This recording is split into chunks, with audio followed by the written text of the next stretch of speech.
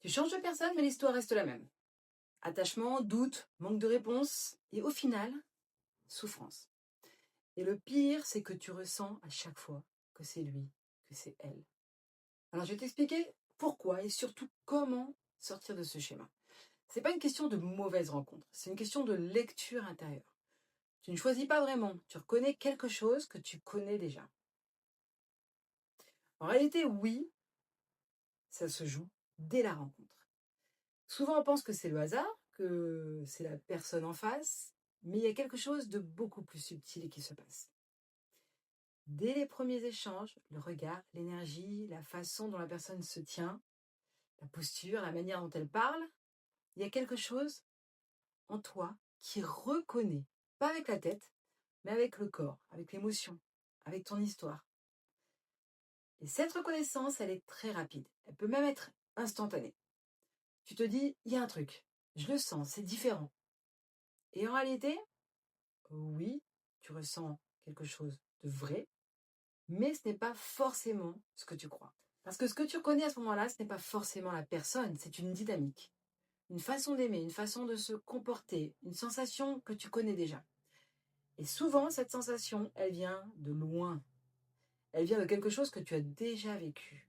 Et c'est ça qui crée l'attirance.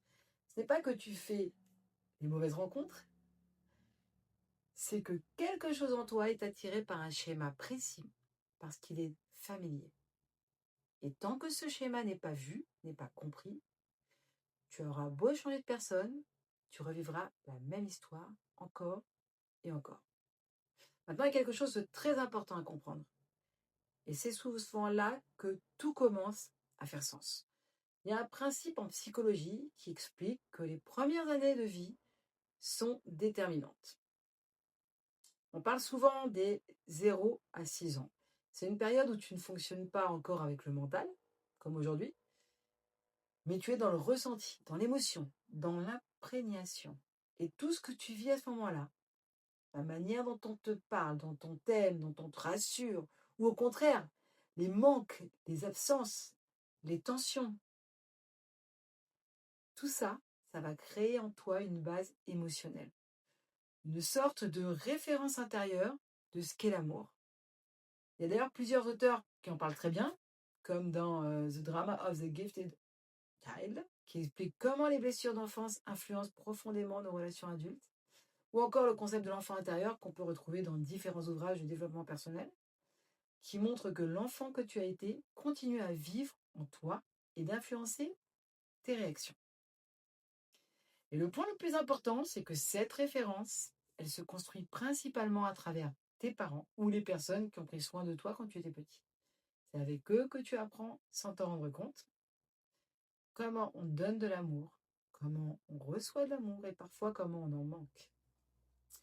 Et ce qui est fascinant, c'est que cette base-là, elle ne disparaît jamais. Elle reste en toi et elle va influencer plus tard les personnes vers qui tu es attiré. Donc quand tu rencontres quelqu'un et que tu ressens quelque chose de fort très rapidement, il y a souvent une part de toi qui reconnaît une sensation déjà vécue. Pas forcément la personne en elle-même, mais une dynamique émotionnelle. Et si tu prends un peu de recul, si tu regardes la relation que tu vis aujourd'hui, objectivement, tu peux parfois te rendre compte qu'elle ressemble d'une certaine manière à ce que tu as connu enfant avec un de tes parents, ou la personne qui a pris soin de toi quand tu étais enfant. Peut-être dans la manière d'attendre, dans la manière de donner beaucoup, sans compter, ou dans la manière de ne pas te sentir totalement rassuré.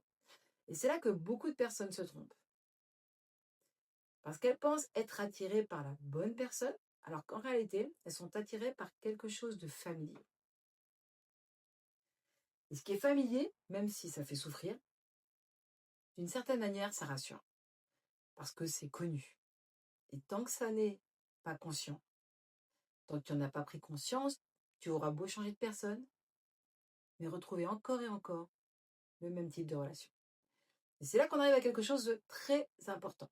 Parce que quand tu vis ce type de schéma, naturellement, tu cherches à comprendre. Tu cherches des réponses, et ça c'est normal. Mais le problème, enfin, j'aime pas le mot problème, disons plutôt le piège, c'est la manière dont tu vas chercher ces réponses.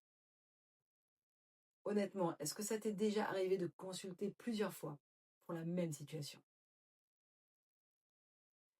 Tu vois, ce n'est pas un manque de réponse, c'est une répétition de la question. Tu demandes encore et encore, non pas parce que tu n'as pas eu de réponse, mais parce que tu n'es pas rassuré à l'intérieur. Et ça change tout. Il y a un deuxième piège, qui est encore plus subtil que le premier. C'est la confusion entre ce que tu ressens et ce que tu interprètes. Parce que oui, tu ressens quelque chose, et parfois c'est même très fort. Tu ressens une connexion, une intensité, quelque chose de presque évident, et c'est là que beaucoup de personnes vont mettre un mot dessus, comme par exemple relation karmique, c'est mon âme sœur, c'est une connexion spéciale. Et attention, ça peut être vrai dans certains cas, mais pas toujours dans le sens qu'on imagine. Parce qu'une relation dite karmique, ce n'est pas forcément une relation faite pour durer. C'est souvent une relation qui vient réveiller quelque chose en toi. Un schéma, une blessure, une dynamique que tu dois voir. Et le piège, c'est de croire que parce que c'est intense, c'est juste. Alors que parfois, c'est intense justement parce que ça touche quelque chose de sensible en toi. Il y a aussi quelque chose qu'il faut comprendre. C'est que certaines interprétations peuvent rassurer sur le moment. Parce qu'on te dit, c'est une relation karmique. Alors ça donne du sens, ça donne de l'espoir. Et ça peut te donner envie d'attendre, de t'accrocher. Même quand la situation n'est pas alignée. Et encore une fois, il ne s'agit pas de dire que tout est faux, mais de comprendre que sans discernement, tu peux rester enfermé dans une interprétation qui ne t'aide pas à avancer et même qui te bloque. Ce n'est pas parce que c'est fort que c'est juste pour toi. Et c'est là que tu vois la différence entre ressentir et comprendre ce que tu ressens. Il y a un troisième piège, beaucoup plus profond. C'est le manque de sécurité à l'intérieur. La peur de perdre, la peur de ne pas être aimé, la peur de se tromper. Et quand tu es dans cet état-là, tu ne cherches pas une réponse. Tu cherches à être rassuré. Et ça, ce n'est pas la même chose. Du coup, même les outils peuvent devenir un piège. Les oracles, les tirages, les ressentis, les cartes, le pendule. Tout ça peut être très puissant, mais seulement si tu es stable à l'intérieur. Parce que sinon, tu ne lis pas la situation, tu lis ton besoin. Tu ne cherches pas la vérité, tu cherches ce qui te rassure. Donc tu vois, ce n'est pas une question d'avoir plus de réponses, c'est une question de mieux comprendre ce que tu ressens. Parce que tant que tu ne comprends pas, tu peux poser la question 10 fois, encore et encore, tu resteras dans le doute. Est-ce que ça te parle ce que je dis? C'est exactement là qu'il y a un basculement à faire. Passer de je veux une réponse à je veux comprendre. Parce que quand tu comprends, tu n'as plus besoin de demander 10 fois la même question.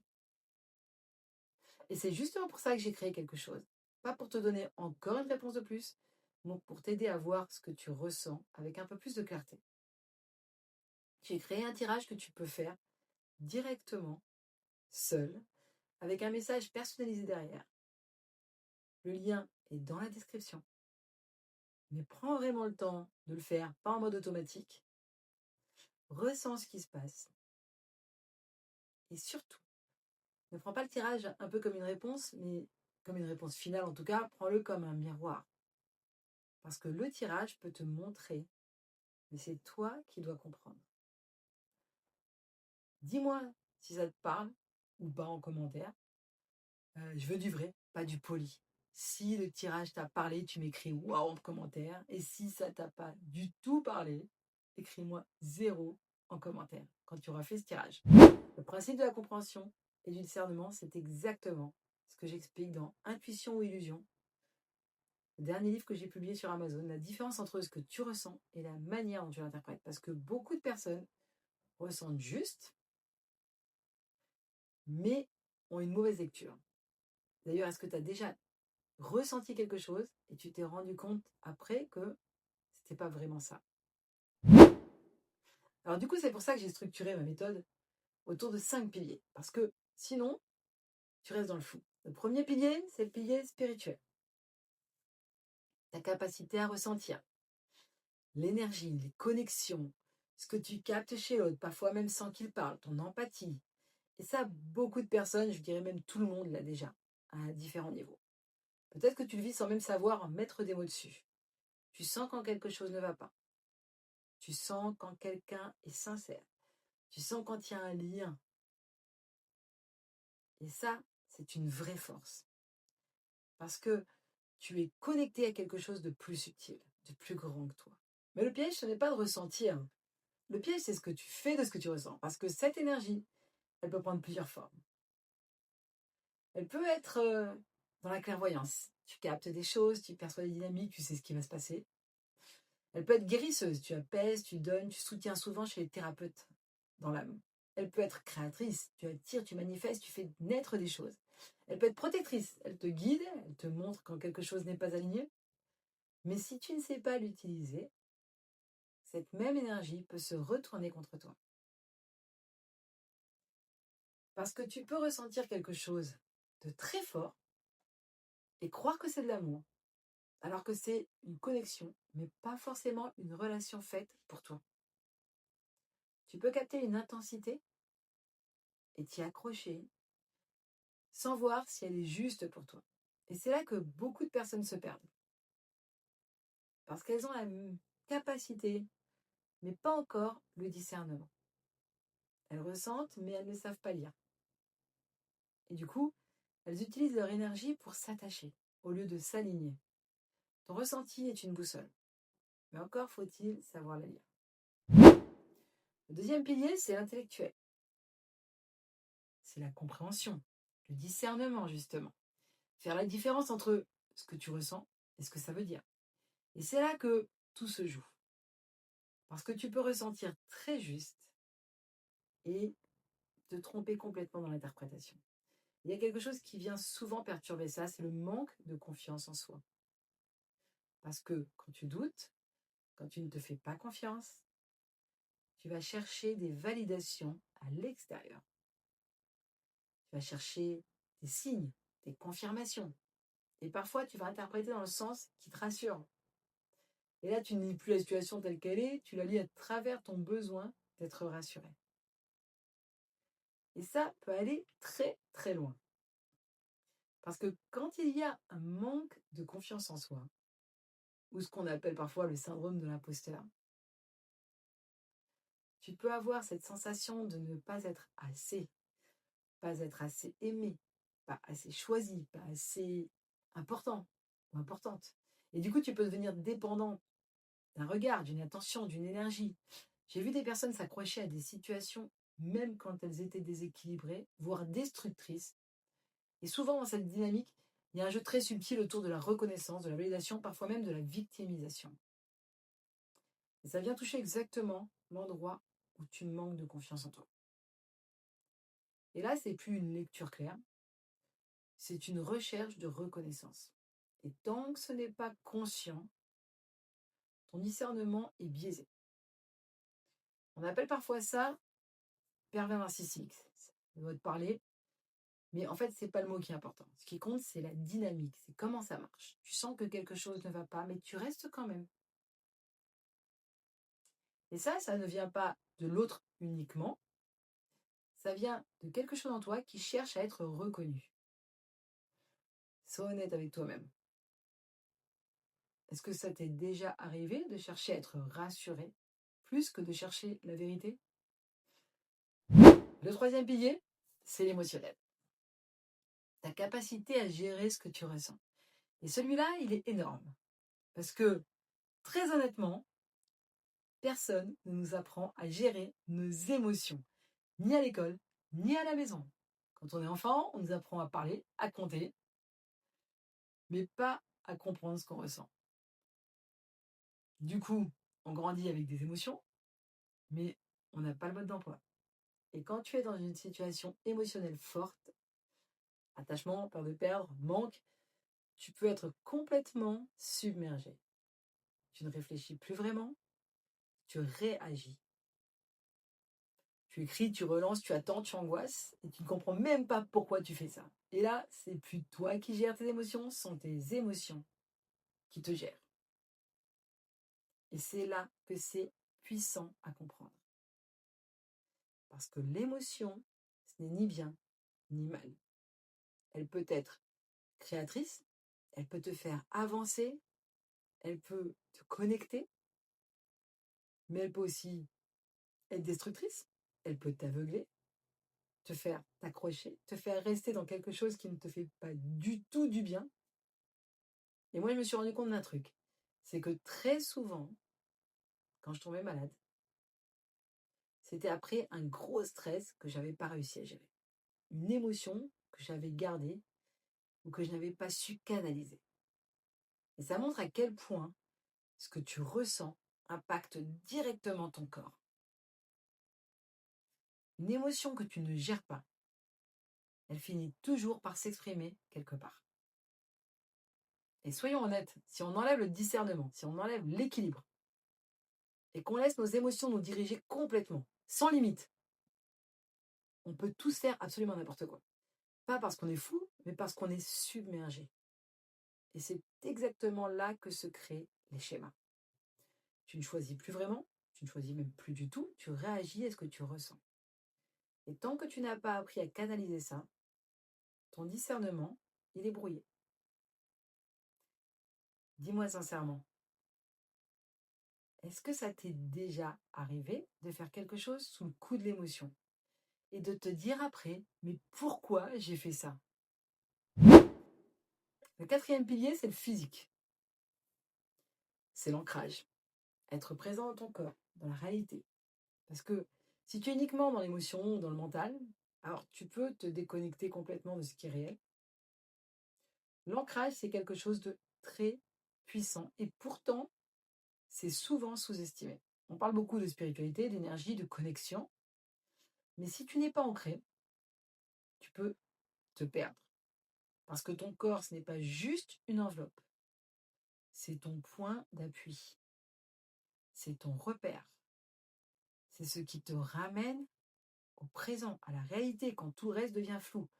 Ce corps, tu ne l'as pas choisi par hasard, c'est le véhicule de ton expérience ici, dans cette incarnation. On pourrait même dire que c'est le temple de ton âme. Et tant que tu n'es pas réconcilié avec lui, tu ne peux pas être totalement stable. Parce que quand tu rejettes ton corps, quand tu n'es pas bien avec lui, quand tu es en conflit avec lui, quand tu es en lutte, alors il y a un déséquilibre qui se crée. Et ce déséquilibre, il peut se manifester de plusieurs façons. Par la fatigue, des tensions, une perte d'énergie, mais parfois même par des maladies ou des blocages dans ta vie. Parce que ton corps, lui, il parle, il s'exprime. Et quand tu ne l'écoutes pas, il finit par se faire entendre autrement. On vient de la terre et on y retournera.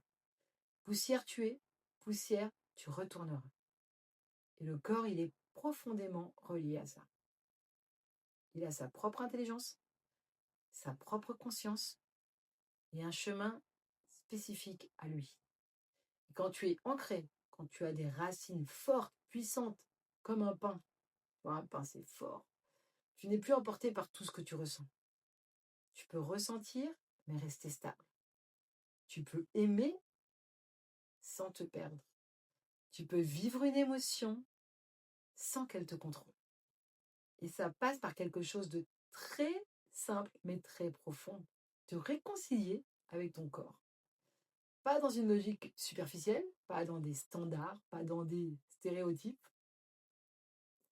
mais dans l'acceptation, le respect et un véritable amour, parce que quand tu es en paix avec ton corps, il devient une force, il te soutient, il t'ancre, il te stabilise, il te renforce.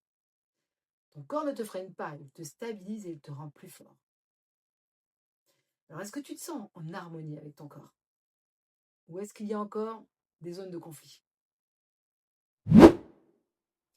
Et le cinquième pilier, c'est le matériel. C'est être stable dans ta vie. Et celui-là, il est souvent mal compris. Parce qu'on entend souvent des phrases comme l'argent ne fait pas le bonheur, ou le problème, c'est l'argent. Mais en réalité, l'argent n'est pas le problème. Un billet, c'est juste un bout de papier. Tu pourrais très bien le brûler comme Serge Gainsbourg l'a fait à une époque, à mon époque. Mais ce qui compte, c'est ce que ça représente dans ta vie.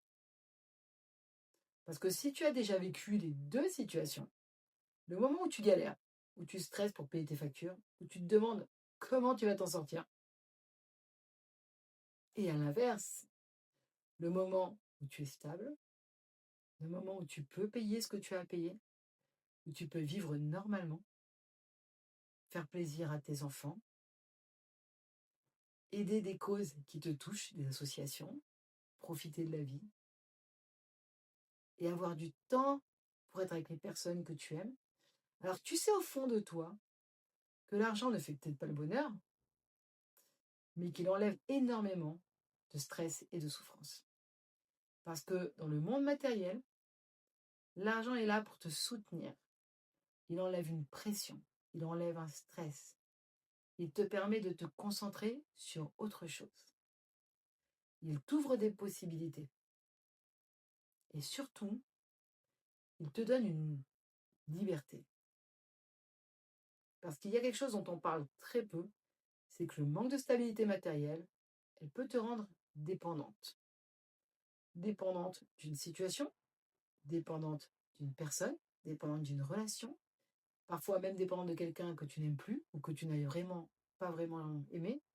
Et là, tu ne choisis plus vraiment. Tu te retrouves dans une situation où tu subis. Alors que quand tu es stable, quand tu es en sécurité, tu peux faire des choix qui sont alignés.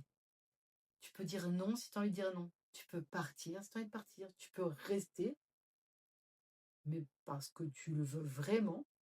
Donc l'argent ne fait peut-être pas le bonheur, mais il te donne la liberté de choisir. Est-ce que tu t'es déjà retrouvé bloqué dans une situation par peur du manque ou par sécurité?